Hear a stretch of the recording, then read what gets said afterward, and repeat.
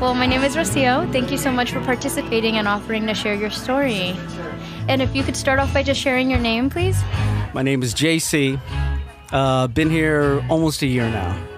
So kind of new to the area still. Oh, where are you coming from? It's a long story.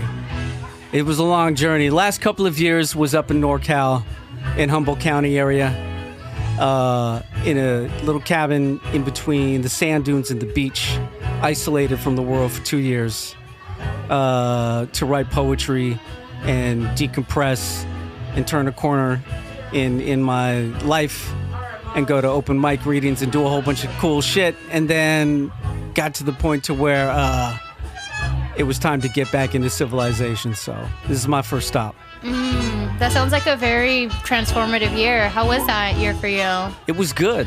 Yeah, it was 2 years. Oh, 2 years. Yeah, it was good. What was your biggest, or some of your biggest takeaways? That a lot of the things that I was worried about didn't really fucking matter. You know what I mean? There are so many extraneous, ephemeral things that we deal with every day that at the end of the day really don't. It doesn't matter. How did you come to that conclusion? Was it like the area you were in? Because you said it was kind of far away. It was a lot of personal meditation and a lot of experiencing what some people call ego death, being stripped of all of the things that I thought mattered. You know, you kind of get stripped down to the basics, and then you learn that that's enough. And so then after that, coming back to, all the extra stuff, the accoutrement, I suppose, as they might say, just doesn't matter as much. And how did you end up here in Santa Barbara? So I've got family here, and I was stopping by on my way to Hawaii. I got a bunch of family on the Big Island. And I decided to stick around for a minute. So the Big Island's still in the works, but that's kind of an end game. Like, if I go there, it's going to be for a minute. And I'm still into moving around a little bit. And, yeah, you're still seeing your way here in Santa Barbara and around. While the infrastructure and the world still exists for it. I'm kidding. Maybe not. I wish. You know what I mean? Like, we've been in a slow burn dystopia for the last couple of years, and I feel like the speed is picked up. The velocity is kind of ticked up a little bit, so I hope I'm wrong. Hopefully. But we'll see. And so what do or will you do to support a more diverse Santa Barbara County, being that this is a Juneteenth celebration? So for the last couple of years, I've been wrestling with this, in particular since the murder of George Floyd. And the reason why that was so empirically different from all of the previous Tamir Rice, in particular, was up till that point the most egregious, brutal, unnecessary, in every way, shape, or form murder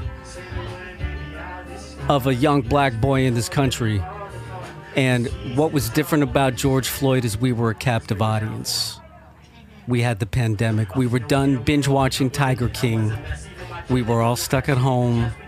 You didn't get that ping on your phone and be like, oh shit, more police brutality, and go back to work and think I'm going to get back to it tonight and forget about it. And the next day it's just a headline. We all had to sit there and watch that shit. And it was 8 minutes long. It was excruciating.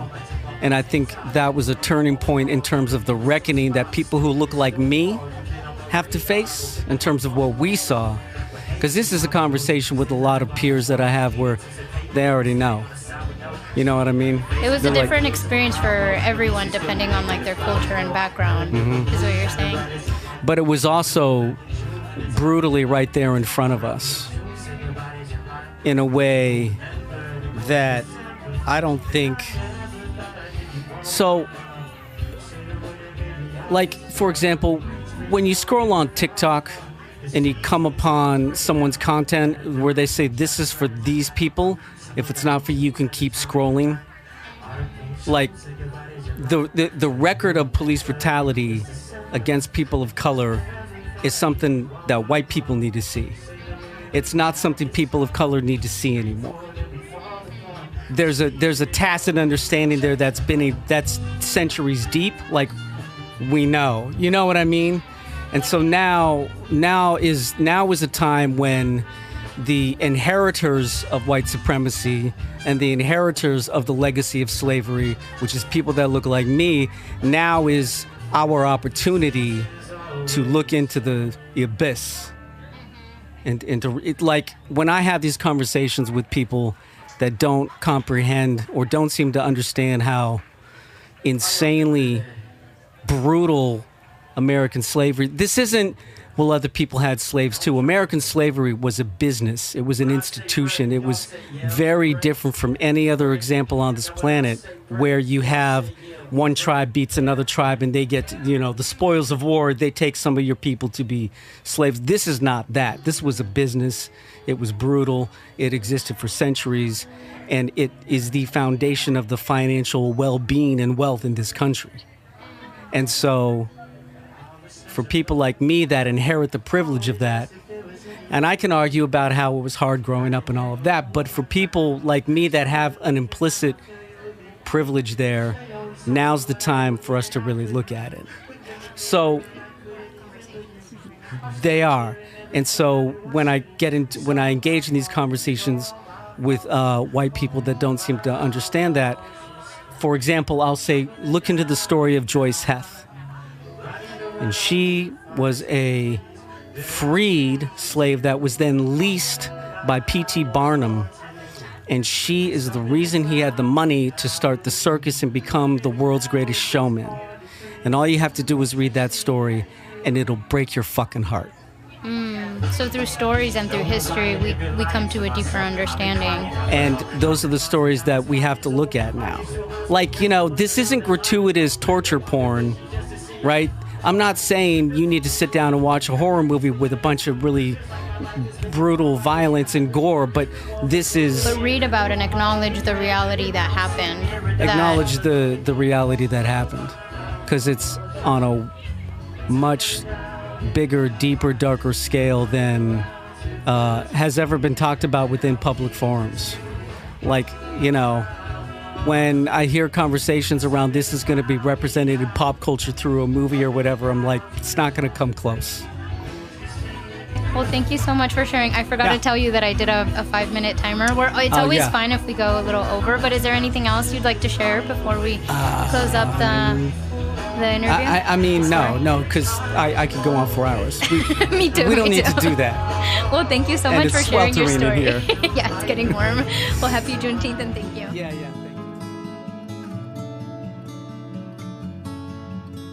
We have all received a gift, an expected or anticipated gift for a birthday, anniversary, retirement. Each time we receive that gift, whether it meets our expectation, we feel something. Happy, sad, disappointed. The gifts that are unexpected, unconditional, small or large, have the potential of changing the trajectory of a life. Someone pays for your groceries when you're out of money, leaves you a big tip just when you think you can't afford your rent. Those are the gifts that ease our fears, make us grateful, and want to help others. This is a space where we share how those gifts, big or small, make a difference and change our lives. Welcome to the Starfish Connection.